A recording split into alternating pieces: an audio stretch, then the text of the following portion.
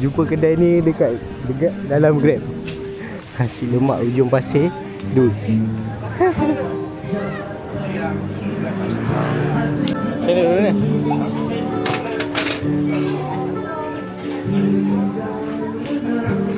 Ada baby chair tu. Sekejap.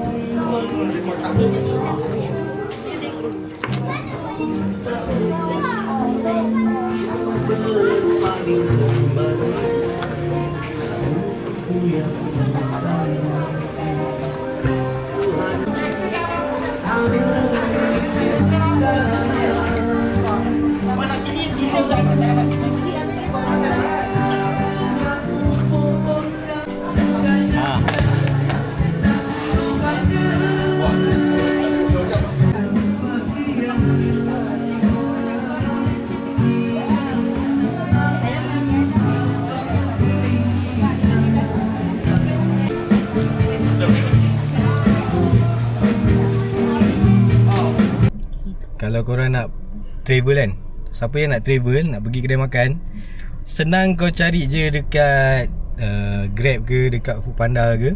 So korang akan jumpa. Kadang-kadang dapat nasi sedap, kadang-kadang tak sedap. Macam hari ni aku pergi dekat satu kedai ni, warung ni, dia biasa-biasa saja.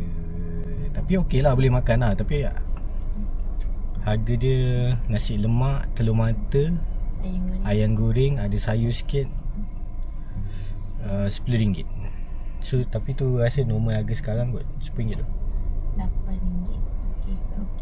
Okey lah. Okey lah, boleh lah.